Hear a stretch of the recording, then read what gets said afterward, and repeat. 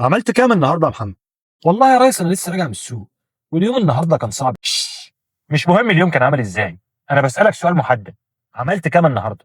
هتقعد تشتكي لي همك؟ الموقف ده بيعمله كتير من المديرين، وفاكر ان هو كده مسيطر على الفريق. مندوب راجع من يوم طويل في السوق وداخل على مديره عشان يشرح له ان المنطقه كانت صعبه، وفي كام عميل اجلوا الطلبات، وانه محتاج دعم ومساعده منه عشان يقدر يحل المشاكل ويطور طريقه شغله. المدير ما استناش يسمعه وقال له: انا مش عايز اعرف الظروف، انا عايز الرقم. المندوب سكت وقال: حاضر. وبعد فتره المندوب نفسه بدأ ينفذ المطلوب منه بالحرف، من غير اي تفكير ولا اقتراحات ولا حماس، ومن غير ما يعمل اكتر من المطلوب منه. المدير حس انه اتغير، فسأله: مالك في ايه؟ انت زمان كنت بتقترح حلول وبتحاول تزود شغلك. رد وقال له: ما انت اللي قلت لي يا ريس اهم حاجه الرقم. وهنا المشكله، مش معنى كده ان المدير لازم يعدي كل تقصير او يقبل بكل الحاجة.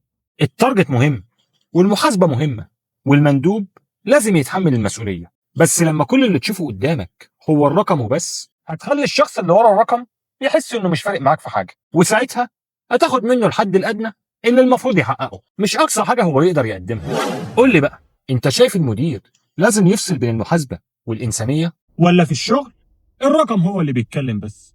اكتب لي رايك في التعليق.